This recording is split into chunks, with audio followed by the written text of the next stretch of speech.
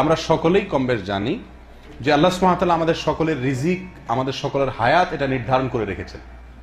ঠিক না ঠিক? তো এই যে আল্লাহ সুবহানাহু ওয়া তাআলা আমাদের জন্য হায়াত নির্ধারণ করে রেখেছেন, রিজিক নির্ধারণ করে রেখেছেন, যেটুকু হায়াত, যেটুকু রিজিক নির্ধারিত আছে তার চাইতে বেশি হায়াত, বেশি রিজিক আমরা ভোগ করতে পারবো না। আল্লাহ সুবহানাহু ওয়া তাআলা বলেছেন, ওয়ালা ইউআখিরুল্লাহু নাফসান ইযা জাআ আজালুহা ওয়াল্লাহু খাবীরুম বিমা তা'মালুন। মানুষের যখন সময় এসে যাবে তখন এক বিন্দু পরিমাণ লেট করা হবে না, তখনই তার দুনিয়া থেকে চলে যেতে হবে। তাহলে বোঝা গেল আমাদের হায়াত এবং আমাদের জীবন এগুলো আল্লাহ সুবহানাহু ওয়া তাআলার পক্ষ থেকে কি হায়াত, জীবন নির্ধারিত। রিজিকও আল্লাহ সুবহানাহু ওয়া তাআলার পক্ষ থেকে নির্ধারিত। নবী সাল্লাল্লাহু আলাইহি ওয়াসাল্লাম বলেছেন, সহিহ হাদিসে আসছে যে একটি শিশু যখন মাতৃগর্ভে 4 মাস বয়স হয় গর্ভের, তখন আল্লাহ সুবহানাহু ওয়া তাআলার পক্ষ থেকে একজন ফেরেশতা আসেন, আল্লাহ একজন ফেরেশতাকে পাঠান। এই ফেরেশতা এসে ওই শিশুর মাঝে রূহ ফুৎকার দেন। রূহ কি করে? ফুৎকার দিয়ে থাকেন। এবং এই শিশু দুনিয়াতে এসে কতদিন হায়াত পাবে, কবে সে দুনিয়া থেকে বিদায় হবে সেটা লিখে দেন। এবং আরো লিখে দেওয়া হয় যে এই শিশু পৃথিবীতে এসে কতটুকু পরিমাণ কি রিজিক ভোগ করবে, কি আমল করবে। তাহলে এই হাদিস থেকে বোঝা গেল আমাদের হায়াত, আমাদের রিজিক এগুলা সব আল্লাহর পক্ষ থেকে নির্ধারিত এবং চূড়ান্ত। ঠিক না ঠিক? অথচ আমরা জানি অনেক আমল করলে, কোরআন এবং সুন্নাহ অনেক আমলের ব্যাপারে আমাদেরকে নির্দেশ করা হয়েছে যে অমুক আমল করলে, অমুক কাজটা করলে আমাদের রিজিক বাড়ে, হায়াত বাড়ে। এরকম আছে না?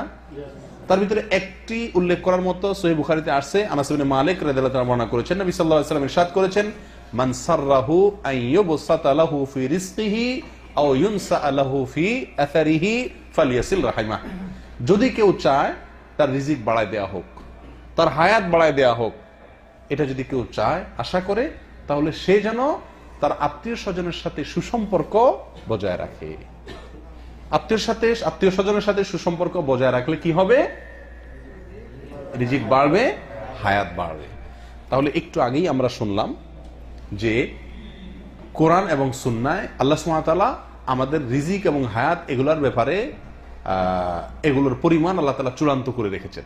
তাকদীরের উপর আমাদের বিশ্বাস আছে না? ঈমানের গুরুত্বপূর্ণ একটি পয়েন্ট হলো তাকদীরের উপরে বিশ্বাস করা। আর তাকদীরের উপরে বিশ্বাস করার মানে হলো আমাদের হায়াত এবং রিজিক আল্লাহ সুবহানাহু ওয়া তাআলা নির্ধারণ করে রেখেছেন, তার ব্যতিক্রম হবে না, এই না? অথচ বুখারীর হাদিস থেকে বোঝা যাচ্ছে যে আত্মীয় স্বজনের সাথে সুসম্পর্ক বজায় রাখলে হায়াত বাড়বে, রিজিক বাড়বে। তো আল্লাহ যদি এটা নির্ধারণ করেই রাখেন, আবার এই আমল করলে বাড়বে কিভাবে? প্রশ্নটাকে বুঝতে পেরেছেন আপনারা? এই প্রশ্নের উত্তর কি? এই প্রশ্নের উত্তরে একটি হাদিস এবং আল্লামা ইবনে তাইমিয়া রাহিমাহুল্লাহর একটি বক্তব্য উল্লেখ করতে চাই। তিরমিজিতে এক হাদিসে আসছে, নবী সাল্লাল্লাহু আলাইহি ওয়াসাল্লাম বলেছেন যে এক সাহাবী নবী সাল্লাল্লাহু আলাইহি ওয়াসাল্লামকে জিজ্ঞেস করছেন, ইয়া রাসূলুল্লাহ, আমরা অনেক সময় বৈধ ঝাড়ফুঁক নেই, অসুস্থ হলে, অসুবিধা হলে, ঔষধ খাই চিকিৎসা হিসাবে, সতর্কতামূলক ব্যবস্থা গ্রহণ করি সতর্কতার জন্য। তো এই যে আমরা উপায়গুলো অবলম্বন করি, আল্লাহ আমাদের জন্য যা নির্ধারণ করে রেখেছেন, এই উপায়গুলো অবলম্বন করলে কি আল্লাহর নির্দেশ, আল্লাহর নির্ধারণ, আল্লাহর ফয়সালা, আল্লাহর তাকদীরের কোনো হেরফের হয় কিনা? যদি হেরফের না হয় তাহলে এগুলা উপায় অবলম্বন করে লাভ কি? আর যদি হেরফের হয়ে যায় তাহলে আল্লাহর তাকদীর যে পরিবর্তনযোগ্য নয় সেটা কিভাবে হলো? কথা বুঝতে পারছি? তখন নবী সাল্লাল্লাহু আলাইহি ওয়াসাল্লাম ওই সাহাবীকে বলেছেন, হিয়া মিন কাদারিল্লাহ। অর্থাৎ এই যে আমরা ওষুধ খাই, ডাক্তারের কাছে যাই বাঁচার জন্য, হায়াত যাতে থাকে, যাতে না মারা যায় সেই জন্য, সুস্থ থাকার জন্য, রিজিকের জন্য আমরা যত উপায় অবলম্বন করি, এই উপায় অবলম্বন করব এবং তার ফলে সুস্থ হব, সুস্থ হওয়ার ফলে আরো কিছুদিন বাঁচবো, এগুলো সব আল্লাহর তাকদীরে কি আছে? লিপিবদ্ধ আছে।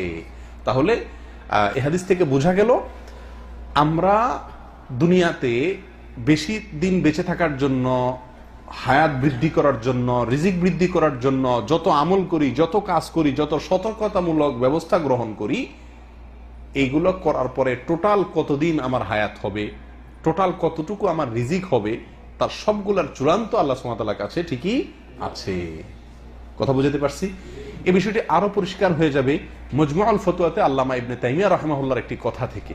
তিনি বলেছেন যে আল্লাহ সুবহানাহু ওয়া তাআলা নির্দেশ করেন ফেরেশতাকে যে অমুকের রিজিক লেখো, তুমি অমুকের হায়াত লেখো, তখন ফেরেশতা লেখেন যে অমুকের জন্য এত বছর, এত দিন, এত মাস, এত ঘন্টা, এত সেকেন্ড বরাদ্দ। এটা হলো তার হায়াত। কাকে নির্দেশ করেন আল্লাহ তাআলা? ফেরেশতাকে। তো ফেরেশতা ওটা লেখেন। এরপর আল্লাহ সুবহানাহু ওয়া তাআলা তাকে নির্দেশ করেন আরো, যে তুমি আরো লেখো। কি লেখো? যে এই বান্দা যদি সে এই কাজটা করে তাহলে তার হায়াত বৃদ্ধি পাবে, এটা করলে এই পরিমাণ বৃদ্ধি পাবে। এটা হলো শর্ত সাপেক্ষে এক্সটেনশন হায়াত এবং রিজিকের মধ্যে। কথা বুঝাতে পারছি? তখন ফেরেশতা ওইটাও লেখেন। ফেরেশতা জানেন এটা লেখার পরে যে এই লোকটার নিশ্চিত এবং চূড়ান্ত রিজিক বা হায়াত কত দিনের, তার পরিমাণ কি, এটা ফেরেশতা জানেন। কিন্তু ওই যে শর্ত সাপেক্ষে এই কাজ করলে বাড়বে, না হলে বাড়বে না, এটা তার কাজের উপর নির্ভর করবে। এখন সে করে বাড়াইতে পারবে নাকি পারবে না, তার হায়াত টোটাল কোথায় গিয়ে দাঁড়াবে, রিজিকের ফিগার লাস্ট কোথায় গিয়ে দাঁড়াবে, এটা ওই ফেরেশতা জানেন না, আমরাও জানি না। কিন্তু আল্লাহ সুবহানাহু ওয়া তাআলা ঠিকই জানেন। তার মূল হায়াত, মূল রিজিকের সঙ্গে তার নেকামল করলে, ভালো কাজ করলে, সতর্কতামূলক উপায় অবলম্বন করলে যোগ হতে হতে আমাদের হায়াত কোথায় গিয়ে ঠেকবে, আমাদের রিজিক কোথায় গিয়ে ঠেকবে, সেই চূড়ান্ত শেষ পরিমাণটুকু আল্লাহ সুবহানাহু ওয়া তাআলা ঠিকই জানেন। তাহলে আমরা বলতে পারি যে আমাদের তাকদীর এবং রিজিক এটা আগে থেকে আল্লাহ তাআলা চূড়ান্ত করে রেখেছেন। আর আমরা আমলের মাধ্যমে, কাজের মাধ্যমে, সতর্কতামূলক উপায় অবলম্বন করার মাধ্যমে আমাদের রিজিক এবং হায়াত বাড়তে বাড়তে কোথায় গিয়ে দাঁড়াবে সেটাও আল্লাহ সুবহানাহু ওয়া তাআলার ইলমে ঠিকই আছে। অতএব সেটাও আল্লাহর তাকদীরেরই অন্তর্ভুক্ত। তবে তাকদীরের দুইটা শ্রেণী, কিছু পরিমাণ হায়াত, কিছু পরিমাণ রিজিক যে চূড়ান্ত, যেটাকে তাকদীরে মুবরাম বলা হয়, সেটুকু হয়তো আমরা ফেরেশতা জানেন, ফেরেশতা জানেন, আমরা তো সেটুকুও জানি না। আর গায়রে মুবরাম যেটা অচূড়ান্ত, যেটা আমাদের কাজের সঙ্গে সংশ্লিষ্ট, অচূড়ান্ত, সেটা আমাদের দৃষ্টিতে অচূড়ান্ত। ফেরেশতা যিনি, তার দৃষ্টিতে অচূড়ান্ত, যিনি নির্দেশ করা হয়েছে যাকে লেখার জন্য, কিন্তু আল্লাহর কাছে সেটাও কি চূড়ান্ত এবং নির্ধারিত। তাহলে আমরা নেকামল করে রিজিক বাড়াচ্ছি, হায়াত বাড়াচ্ছি, এই বাড়ায় বাড়ায় কোথায় যে ঠেকবো এটাও আল্লাহ জানেন। অতএব ওইটাও আল্লাহর তাকদীরেরই অংশ। কথা বুঝে আসছে ভাই? আল্লাহ তাআলা আমাদেরকে বোঝার তৌফিক দান করেন।